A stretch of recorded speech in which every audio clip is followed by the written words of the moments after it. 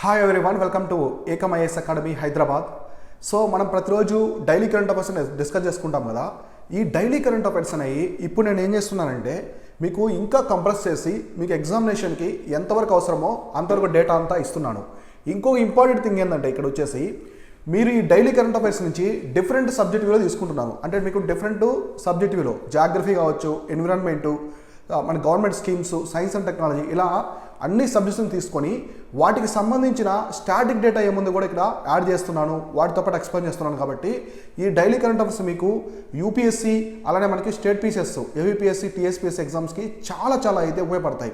అలానే ఇవాళ నుంచి మీకు ప్రతిరోజు ప్రిలిమ్స్ ప్రశ్నలు ఉంటాయి కదా, లాస్ట్లో కరెంట్ అఫైర్స్ ప్రశ్నలు ఎక్స్ప్లెయిన్ చేస్తున్నాను ఇంతకుముందు, అవి కూడా ఇక్కడ నుంచి నేను ప్రతిరోజు మీకు ఎక్స్ప్లెయిన్ చేస్తాను. ప్రతిరోజు కొన్ని ప్రశ్నలు అనేవి మీకు ఎక్స్ప్లెయిన్ చేస్తూ ఉంటాను. అవి కూడా చూడండి, ఇవి చాలా ఇంపార్టెంట్.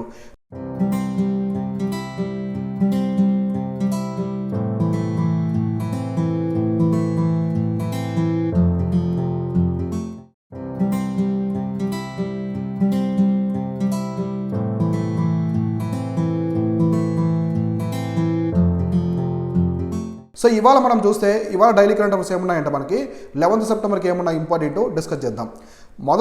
ఫస్ట్ వచ్చేసి మనకి king Charles. So king Charles III ascend the throne of the United Kingdom. So రీసెంట్గా మనకి ఎలిజబెత్ II గారు చనిపోయారు. రీసెంట్గా ఇంగ్లాండ్ యువరాణి ఎలిజబెత్ II చనిపోయారు. కాబట్టి ఆమె చనిపోయిన తర్వాత ఆమె స్థానాన్ని భర్తీ చేయడానికి కింగ్ చార్లెస్ III అయితే ఇక్కడ సింహాసనాన్ని అధిష్టిస్తున్నారు. అంటే ఇంగ్లాండ్లో మోనార్క్ అనమాట. అంటే ఒక ఫ్యామిలీ నుంచే రూలింగ్ అనేది జరుగుతూ ఉంటుంది. వాళ్ళే మనకి ప్రెసిడెంట్ ఎలా ఉంటారో అక్కడ ఇంగ్లాండ్కి యువరాణి పాలన అనేది అలా ఉంటుంది. ఇప్పుడు చూద్దాం. So king Charles III ascended to the throne of the United Kingdom.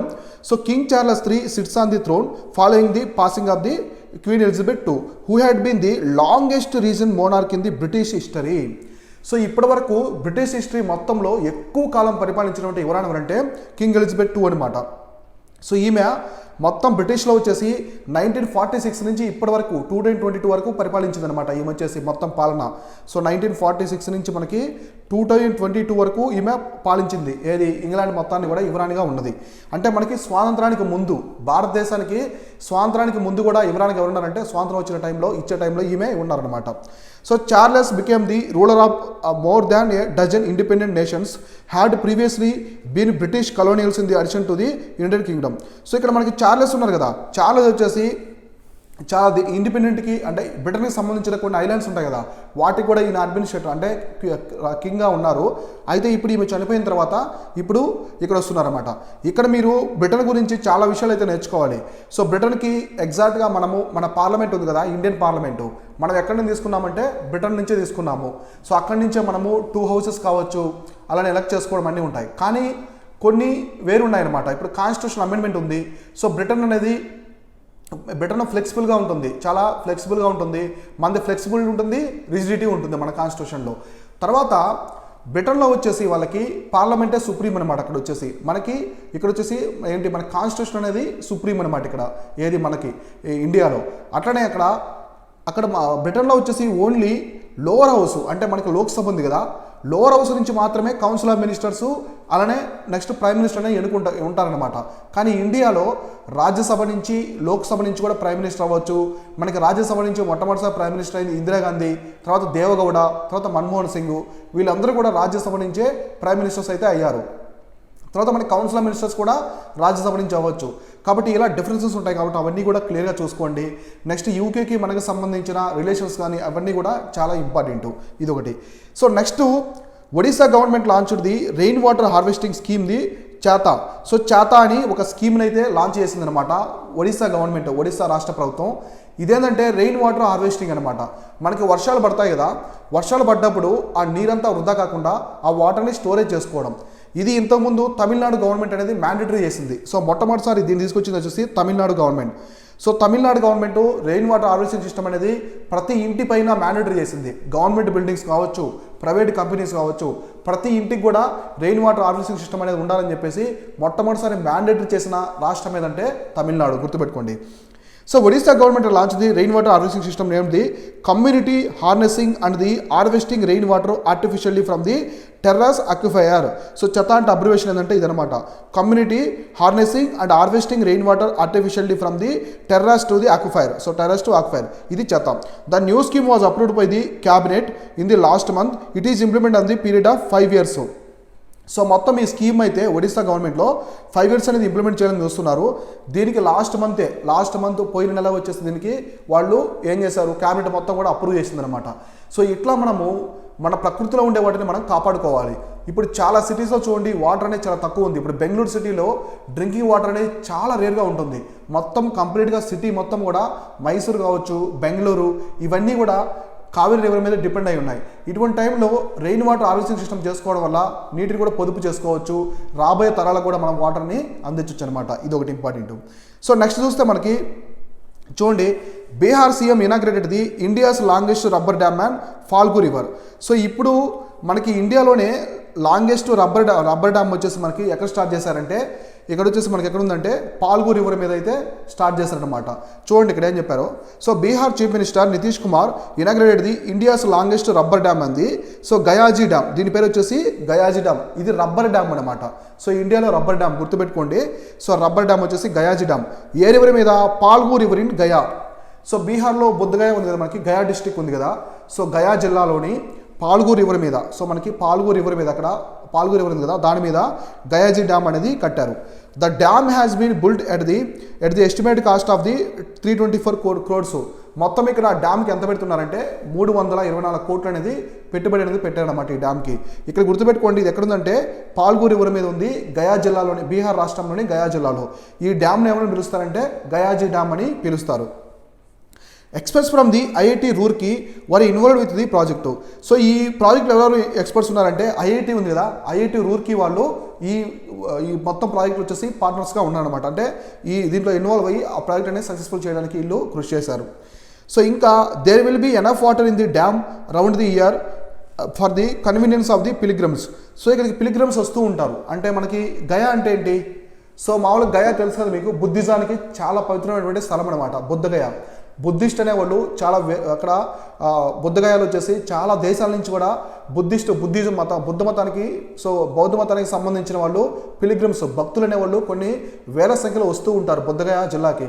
కాబట్టి వాళ్ళందరికీ పిలిగ్రిమ్స్కి అవైలబుల్గా ఉండడానికి వాటర్ కూడా అక్కడ ఉన్నాయన్నమాట. ఎందుకంటే వాళ్ళు స్నానాలు చేస్తారు, పవిత్రమైనటువంటి స్నానాలు చేస్తారు ఆ రివర్లో.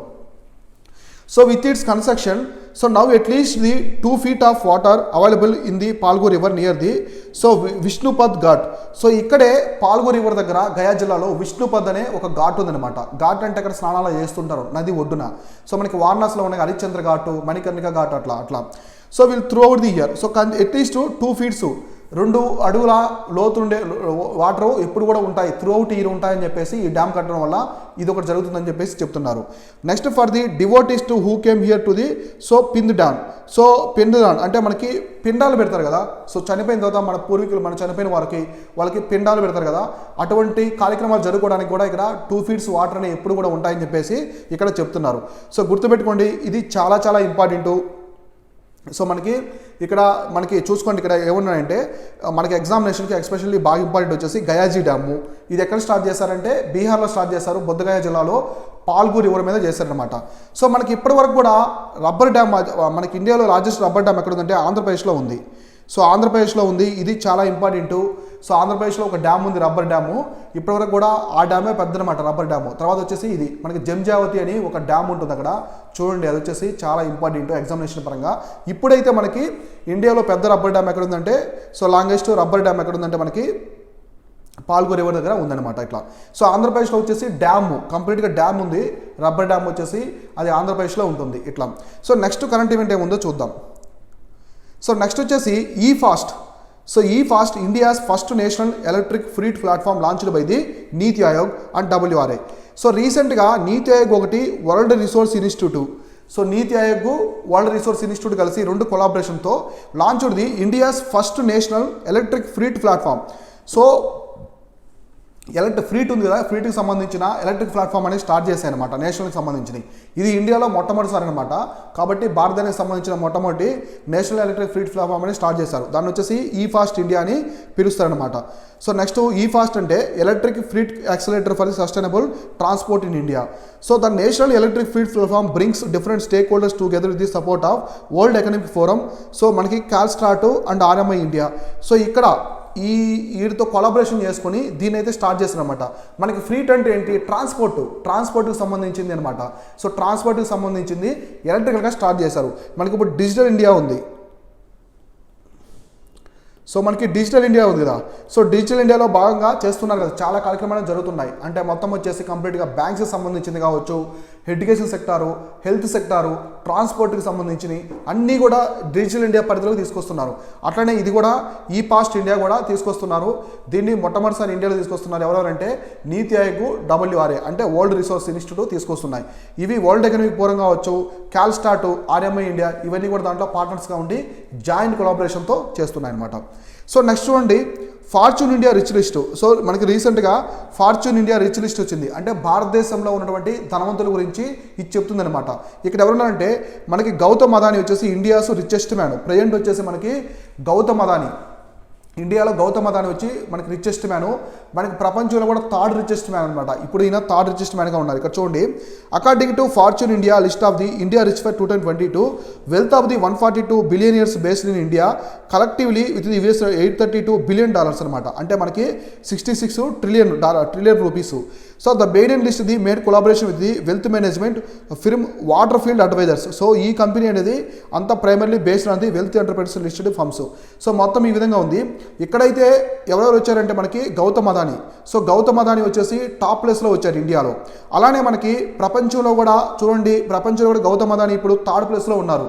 ఫస్ట్ మనకి ఎవరన్నా ఎలాన్ మస్క్ ఉన్నారు, తర్వాత జెఫ్ బెజోస్. ఎలాన్ మస్క్ వచ్చి మనకి స్పేస్ ఎక్స్ CEO. తర్వాత సెకండ్ ప్లేస్లో జెఫ్ బెజోస్, అమెజాన్ ఉంది కదా మనకి డెలివరీ సంస్థ అమెజాను.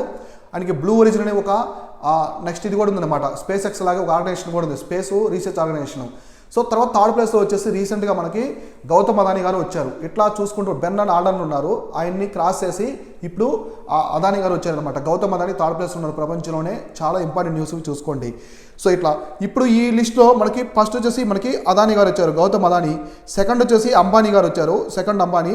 థర్డ్ వచ్చేసి మనకి షాపోంజీ మిస్త్రీ ఉన్నారు కదా, Mistry family. Fourth RK Damani, DMart పౌండ్ ఉన్నారు కదా, ఆర్కే దమానీ. ఫిఫ్త్ వచ్చేసి మనకి అజిమ్ ప్రేమ్జీ, విప్రో పౌండ్ ఉన్నారు కదా, అజిమ్ ప్రేమ్జీ. సో వీళ్ళు టాప్ 5 మెంబర్స్ అనమాట. టాప్ 5 మెంబర్స్ ఎవరంటే ఈ లిస్ట్లో ఇండియాలో టాప్ 5 ధనవంతులు ఎవరున్నారంటే ప్రజెంట్ మొదటి వచ్చేసి గౌతమ్ అదానీ, సెకండ్ అంబానీ. సో ముఖేష్ అంబానీ, అనిల్ అంబానీ కాదు, ముఖేష్ అంబానీ. థర్డ్ వచ్చేసి ఎవరున్నారంటే షాపూర్ పల్లోంజీ మిస్త్రీ ఫ్యామిలీ ఉంది. ఫోర్త్ వచ్చేసి ఆర్కే దమానీ, డీమార్ట్ ఉంది కదా, డీమార్ట్ ఫౌండరు. సో డీమార్ట్కి సంబంధించిన ఆయన హెడ్ అనమాట. సో తర్వాత ఫిఫ్త్ ప్లేస్లో విప్రో ఫౌండర్ వచ్చేసి అజిమ్ ప్రేమ్జీ గారు ఉన్నారు. ఇవి గుర్తుపెట్టుకోండి, ఎగ్జామినేషన్ పరంగా చాలా చాలా ఇంపార్టెంట్. ఇట్లాంటివి ఎక్కువగా అడుగుతూ ఉంటారు. ఇవి చేంజ్ అవుతూ ఉంటాయి అనమాట. ఇప్పుడు వాళ్ళ షేర్స్ అనేవి పడిపోతుంటాయి, తర్వాత లేస్తుంటాయి. షేర్స్ ప్రైస్ డిపెండ్ అయి ఉంటాయి అనమాట కంపెనీస్. కాబట్టి ఒక్కోసారి అంబానీ ఫస్ట్ ప్లేస్కి రావచ్చు, లేదా అదానీ రావచ్చు, ఇట్లా జరుగుతూ ఉంటాయి. ఇప్పుడు ప్రజెంట్ అయితే అదానీ ఫస్ట్ ప్లేస్లో ఉన్నారు. సో తర్వాత హిమాలయ దివాస్ 2022 ఇది మొన్న మిస్ అయింది. యాక్చువల్గా ఈ కరెంట్ ఈవెంట్ అనేది మిస్ అయింది. ఇది మిస్ అవ్వకూడదనే ఉద్దేశంతో దీన్ని ఇక్కడ ఇంక్లూడ్ చేశాను. చూడండి ఇక్కడ Himalaya Diwas 2022 national mission for cleaning Ganga organise the Himalayan Diwas. So మనకి ఎవరు దీన్ని తీసుకొచ్చారంటే హిమాలయ దివాస్ని national mission for clean Ganga. మామూలు గంగా నదిని క్లీన్ చేయాలనే ఒక మిషన్ ఉందన్నమాట. గవర్నమెంట్ తరఫున కొన్ని మిషన్స్ ఉంటాయి. అవేంటంటే national mission for clean Ganga అనే ఒక సంస్థ హిమాలయ దివాస్ని అయితే ఆర్గనైజ్ చేసింది. ఎప్పుడంటే ఇది September 9 వచ్చేసి ఆర్గనైజ్ చేసింది. Associated with the Naula foundation. So Naula foundation ఒక దాంతో అసోసియేటెడ్ అయ్యి జాయింట్ కొలాబరేషన్తో ఇక్కడైతే స్టార్ట్ చేశారు. The day is celebrated with the aim to preserve Himalayan ecosystem and the region. అంటే ఈ డే ఎందుకు జరుపుకుంటారంటే, హిమాలయ రోజున ఎందుకు జరుపుకుంటారంటే, హిమాలయ దివాస్ని, హిమాలయ దినం ఎందుకు జరుపుకుంటారంటే, హిమాలయాస్ని, ఆ హిమాలయాస్ నుండి ఎకోసిస్టము, ఆ ప్రాంతాన్ని మొత్తం మనం కాపాడుకోవాలి. సో ఎలా కాపాడుకోవాలి, ప్లాస్టిక్ని బ్యాన్ చేయడం కావచ్చు. సో పర్యావరణానికి ఎటువంటి హాని చేయకుండా, అక్కడ ఉన్నటువంటి జంతు జాతులకు, వృక్ష జాతులకు ఎలాంటి హాని చేయకుండా మనం హిమాలయ ఎకోసిస్టమ్ని, ప్రాంతాన్ని మొత్తం కూడా, జీవవర్ణాన్ని మొత్తాన్ని కాపాడుకోవాలనే ఉద్దేశంతో ఆ రోజునైతే డిస్కస్ చేసుకున్నారు. This day is celebrated to mark the importance of Himalayas. అలానే హిమాలయాస్ యొక్క ప్రాముఖ్యత గురించి కూడా చెప్పుకున్నారు. ఇది మెయిన్స్ పరంగా చాలా important. Significance and importance of the Himalayas important. మనకి హిమాలయస్ చూడండి 3 పాయింట్స్ చెప్తాను సింపుల్గా. మనకి హిమాలయస్ అని క్లైమేట్కి చాలా కీ రోల్ని ప్లే చేస్తాయి. నెక్స్ట్ హిమాలయాస్ మనకి ఒక గోడలా ఉంటాయన్నమాట. శత్రువులు మనకి దాడి చేయకుండా దుర్భేద్యమైన ఒక గోడలా మనకి ఉంటాయన్నమాట. సో ఇంకా హిమాలయాస్ నుంచి మనకి వాటర్ రిసోర్సెస్ ఉన్నాయి, ఫారెస్ట్ రిసోర్సెస్ ఉన్నాయి. ఇట్లా చాలా విధాలుగా మనకి హిమాలయాస్ అనేవి ఉపయోగపడుతున్నాయి. సో తర్వాత టూరిజం పరంగా కూడా చాలా ఇంపార్టెంట్. సఫ్రాను కల్టివేషను, తులిప్ ఫ్లవర్స్ కావచ్చు, దాల్ లేక్, ఉలార్ లేక్, ఇవన్నీ టూరిజం పరంగా కూడా చాలా చాలా important Himalayas. The Himalayan hill cities face many challenges due to the poor building planning, design and poor infrastructure like roads, water supply, sewage. ఈ విధంగా మనకి చూస్తే ఇక్కడ unprecedent felling of the trees. హిమాలయస్లో ఇన్ఫ్రాస్ట్రక్చర్ కూడా చాలా తక్కువ క్వాలిటీతో కడుతున్నారు. అందువల్ల హిమాలయ ప్రాంతం అనేది భూకంపాల్లో ఉందన్నమాట. సో భూకంపాలు ఉండే జోన్లో ఉంది. మన ఇండియాలో భూకంపాలు కూడా ఎక్కువ ఎక్కడ వస్తాయంటే మనకి హిమాలయాస్లో వస్తాయి. ఎందుకంటే అది Eurasia plate, Indo Australia plate ఢీకొట్టడం వల్ల ఏర్పడినాయి కాబట్టి ఎప్పటికైనా ఆ ప్లేట్స్ జరిగినప్పుడు చిన్న ఫ్రాక్షన్స్ జరిగినప్పుడు ఈ భూకంపాలు అనేవి వస్తూ ఉంటాయి. కాబట్టి ఈ ఇన్ఫ్రాస్ట్రక్చర్ అనేది స్ట్రాంగ్గా ఉండాలి. తర్వాత ట్రీస్ని కూడా ఎక్కువ చెట్ల నరికివేత కూడా ఎక్కువ ఉండకూడదు. హిమాలయస్లో మనం కాపాడుకునే ఉద్దేశంతో ఈ దివాస్ జరుపుకున్నారు. ఎప్పుడు జరుపుకున్నారని ఇంపార్టెంట్, సెప్టెంబర్ 9 అనమాట. సో సెప్టెంబర్ 9వ తేదీన హిమాలయస్ దివాస్ అనేది జరుపుకున్నారు. సో ఇవి వచ్చేసి ఇవాటి డైలీ కరెంట్ అఫైర్స్. నెక్స్ట్ ఇప్పుడు మనము ప్రిలిమ్స్ ప్రశ్నలు ఏమున్నాయో డిస్కస్ చేసుకుందాం. సో రీసెంట్గా వచ్చిన కరెంట్ ఈవెంట్స్ నుంచి ప్రిలిమ్స్ ప్రశ్నలు ఏమున్నాయో ఒకటి మనం క్లియర్గా డిస్కస్ చేసుకుందాం. సో ఇప్పుడు ప్రిలిమ్స్ ప్రశ్నలు ఏమున్నాయి, ఇవి కరెంట్ ఈవెంట్స్. రీసెంట్గా లాస్ట్ 1 వీక్లో వచ్చిన కరెంట్ ఈవెంట్స్ అనే ప్రశ్నగా తీసుకున్నాను. అవి ఏమన్నాయి చూద్దాం. ఫస్ట్ వచ్చేసి doctor Asghar Wajahat awarded the 31st Vyas Samman very recently. He is famous for it in which language? So రీసెంట్గా 31st వ్యాస్ సమ్మాన్ అవార్డును అయితే ఎవరికి ఇచ్చారంటే డాక్టర్ అస్గర్ వజాహత్ గారికి ఇచ్చారు. ఆయన ప్రదానం చేశారు. ఆయన ఒక ఫేమస్ రైటర్ అనమాట. ఆ పొయిట్ అది ఏ లాంగ్వేజ్లో అడుగుతున్నారు. ఆప్షన్స్ వచ్చేసి మలయాళం, తెలుగు, ఉర్దూ, హిందీ. ఈయన వచ్చేసి హిందీ లాంగ్వేజ్లో చాలా చాలా ఫేమస్. ఈయన అస్గర్ వజాహత్ అనే వ్యక్తి ఒక బుక్ రాశారు. ఇది వచ్చేసి మనకి మహాబలి. సో మహాబలి అని ఒక బుక్ రాశారనమాట. ఈ బుక్ దేని గురించి చేస్తారంటే ఇక్కడ వచ్చేసి మనకి ఒక ఎంపరర్ ఉంటారు, ఒక పొయిట్ ఉంటారు. ఎంపరర్ వచ్చేసి మనకి అక్బరు, పొయిట్ వచ్చేసి తులసీదాస్. వీళ్ళిద్దరి మధ్య గురించి రాశారు. ఇందులో మహాబలి అనే ఎవరిని ఆయన బుక్లో క్లియర్గా అయితే మెన్షన్ చేశారనమాట. సో ఈయనకి వ్యాస్ సమ్మాన్ అవార్డు అయితే వచ్చింది. గుర్తుపెట్టుకోండి, చాలా ఇంపార్టెంట్, ఎగ్జామినేషన్ పరంగా అడగడానికి అవకాశం ఉంది. తర్వాత రామన్ మ్యాగ్సెసే అవార్డు రీసెంట్గా కొంతమందికి ఇచ్చారు, నేను ఎక్స్ప్లెయిన్ చేశాను. ఈ రామన్ మ్యాగ్సెసే అవార్డు ప్రతి సంవత్సరం ఏ కంట్రీ ఇస్తుందని ప్రశ్న అయితే ఇక్కడ అడిగారు. So Ramon Magsaysay award is announced by which of the following country అని ఇక్కడ అడిగారు. ఆప్షన్స్ వచ్చేసి మనకి Malaysia, Singapore, Philippines and Indonesia. Answer వచ్చి ఇక్కడ ఫిలిప్పీన్స్ అనమాట. సో ఫిలిప్పీన్స్ మాజీ రాష్ట్రపతి అంటే మాజీ ప్రెసిడెంట్ పేరు మీదుగా రామన్ మ్యాగ్సెసే అవార్డు అనేది ఇస్తూ ఉంటారు. మన ఇండియాలో కూడా చాలా మందికి రామన్ మ్యాగ్సెసే అవార్డు వచ్చాయి. సో చూసుకోండి, ఇవన్నీ కూడా ఫ్యాక్ట్స్ అనమాట. సో ఫ్యాక్ట్స్ ఎస్పెషల్లీ ఇవి స్టేట్ పీసెస్ ఎగ్జామినేషన్లో ఎక్కువగా అడుగుతూ ఉంటారు అనమాట ఇట్లాంటివి. సో ఇక్కడ ఫిలిప్పీన్స్ అయితే ఉందన్నమాట. ఫిలిప్పీన్స్ కంట్రీ అక్కడ రామన్ మ్యాగ్సెసే అవార్డుని అనౌన్స్ చేస్తారు. సో తర్వాత ప్రశ్న వచ్చేసి recently which of the following bank unveils the bank on wheel in the Gujarat. So రీసెంట్గా ఒక బ్యాంక్ ఏం చేసిందంటే ఆ బ్యాంకు సంబంధించిన బ్రాంచ్ ఉంటుంది కదా, ఆ బ్రాంచ్ ఫర్ ఎగ్జాంపుల్ ఇక్కడ బ్రాంచ్ ఉందనుకోండి, ఈ బ్రాంచ్కి ఒక పరిధి అంటే 10 to 25 కిలోమీటర్స్ పరిధిలో ఒక వీలు అంటే ఒక వెహికల్ మీద బ్యాంకే వెళ్తుందన్నమాట. సో బ్యాంకు ఆఫీసర్స్ అందరూ ఉంటారు, అందులో క్లర్క్స్ అందరూ వెళ్తారు. చుట్టుపక్కల ఉండే విలేజెస్ అన్నింటికి కూడా ఇది వెళ్తుందన్నమాట. ఈ వెహికల్ అనేది వెళ్ళి ఎగ్జాక్ట్గా బ్యాంక్ ఎవరికి చేస్తుందో వాళ్ళకి అకౌంట్స్ ఇవ్వడము, అకౌంట్ డిపాజిట్ చేసుకోవడం, అకౌంట్స్ ఎగ్జాక్ట్గా బ్యాంక్లో జరిగే సర్వీసెస్ అన్నీ కూడా అక్కడ జరుగుతూ ఉంటాయి అన్నమాట. సో ఏ బ్యాంక్ స్టార్ట్ చేస్తారని అడుగుతున్నారు. ఇది రీసెంట్గా గుజరాత్లో స్టార్ట్ చేశారు. ఆప్షన్స్ ఏమి ఇచ్చారంటే HDFC, ICICI, SBI, axis bank. Answer వచ్చి హెచ్డిఎఫ్సి. సో హెచ్డిఎఫ్సి అయితే బ్యాంక్ ఆన్ వీలు. ఇది ఇండియాలో మొట్టమొదటిసారి అనమాట. ఇండియాలో మొట్టమొదటిసారి దీన్ని అయితే స్టార్ట్ చేశారు. బ్యాంక్ ఆన్ వీల్ అని ఒక వెహికల్లో ఒక ట్రక్లో వచ్చేసి బ్యాంక్లా ఉంటుంది. ఎగ్జాక్ట్గా బ్రాంచ్లో బ్యాంక్ ఏ సర్వీసెస్ అయితే ప్రొవైడ్ చేస్తుందో ఇక్కడ కూడా అదే సర్వీసెస్ ప్రొవైడ్ చేస్తుంది ఇట్లా. సో తర్వాత 4th క్వశ్చన్ లాస్ట్ ప్రశ్న. ఇది వచ్చేసి లోక్ నాయక్ ఫౌండేషన్ సాహిత్య పురస్కార్ అవార్డు. సో రీసెంట్గా మనకి లోకనాయక్ ఫౌండేషన్ వచ్చేసి సాహిత్య పురస్కార్ అవార్డు అనేది ఒక యాక్టర్కి, ఫేమస్ యాక్టర్కి ఈ ప్రదానం చేసింది. ఈ లోకనాయక్ ఫౌండేషన్ అనేది ఎక్కడ చేసిందంటే మనకి కళానిధి భవన్ అని మనకి వైజాగ్లో ఉంటుంది. సో వైజాగ్లో కళాభారతి భవన్, కళాభారతి భవన్ అని వైజాగ్లో ఉంటుందన్నమాట. లోకనాయక్ ఫౌండేషన్కి సంబంధించిన ఒక భవనం. అక్కడ ఆ యాక్టర్కి ఈ సాహిత్య పురస్కార్ అవార్డు అనేది ప్రదానం చేశారు. ఆ యాక్టర్ ఎవరు అడుగుతున్నారు. సో ఆప్షన్స్ వచ్చేసి అమితాబ్ బచ్చన్, అక్షయ్ కుమార్, తనికెళ్ళ భరణి, చిరంజీవి. సో ఇక్కడ ఆన్సర్ వచ్చేసి మనకి తనికెళ్ళ భరణి. సో తనికెళ్ళ భరణి తెలుగులో మీకు తెలుసు కదా, చాలా ఫేమస్ అయిన, మీరు చూసే ఉంటారు. సో తర్వాత మీరు తనికెళ్ళ భరణి వచ్చేసి ఆయన యాక్టరే కాదు, పొయిట్ కూడా. సో చాలా కథలు రాశారు, రైటరు, ఇంకా మనకి డైలాగ్స్ రాస్తారు, ఆయన చాలా రాశారు. మీరు అతడు సినిమా చూస్తారు కదా, ఆడు మగాడ్రా బొజ్జి అని ఒక ఫేమస్ డైలాగ్ ఉంటుంది. సో ఆ డైలాగ్ ఎంత ఫేమస్ అయిందంటే మన తెలుగు ఫిల్మ్ ఇండస్ట్రీలో కావచ్చు, చాలామంది ఇప్పుడు కూడా చెప్తూ ఉంటారు ఆ డైలాగ్ ఫ్రెండ్స్తో ఉన్నప్పుడు. సో ఆడు మగాడ్రా బొజ్జి అని చెప్తుంటారు కదా. సో అట్లాంటి డైలాగ్ ఫేమస్ అనమాట. ఇది తనికెళ్ళ భరణి గారే. సో తనికెళ్ళ భరణి గారు ఆయన చాలా కథలు రాశారు, సినిమాలకి కథలు రాశారు, పొయిట్, సాంగ్స్ రాశారు, కొన్ని షార్ట్ ఫిల్మ్స్ చేశారు. మిథునం అనే ఒక మూవీ చేశారు, చాలా ఎక్సలెంట్గా ఉంటుంది. సో మిథునం అనే మూవీ అక్కడ వచ్చేసి మనకి ఎవరెవరు ఉంటారంటే మనకి ఐశ్వర్య అంటే ఐశ్వర్య కాదు, ఆమె ఓల్డ్ యాక్టరు. నెక్స్ట్ బాలసుబ్రహ్మణ్యం, ఇద్దరు కూడా దంపతులు అనమాట. సో వాళ్ళిద్దరూ ఆ సినిమా అంతా కూడా వాళ్ళిద్దరు మీదే ఉంటుంది. ఎవరు ఇక వేరే క్యారెక్టర్స్ ఉండరు, ఇద్దరు ఓన్లీ భర్త భార్య మీదే ఉంటుంది అనమాట. మిథునము చాలా బాగుంటుంది సినిమా. సో అది కూడా రైట్ అనమాట. ఈయనే దాన్ని డైరెక్ట్ చేశాడు, అలానే ఈయనే రాశారు. తనికెళ్ళ భరణికి అవార్డు అయితే వచ్చిందనమాట.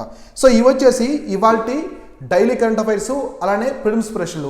రేపు ఇలానే ఎగ్జాక్ట్గా మనం ఇక్కడ నుంచి ఇలానే కొత్తదనంగా మంచి ఎనర్జీతో కరెంట్ అఫైర్స్ అని మనం డిస్కస్ చేసుకుందాం. సో ప్రతి ఒక్కరు కూడా ఈ కరెంట్ అఫైర్స్ నోట్ చేసి పెట్టుకోండి. ఎగ్జామినేషన్ పరంగా ఇంపార్టెంట్.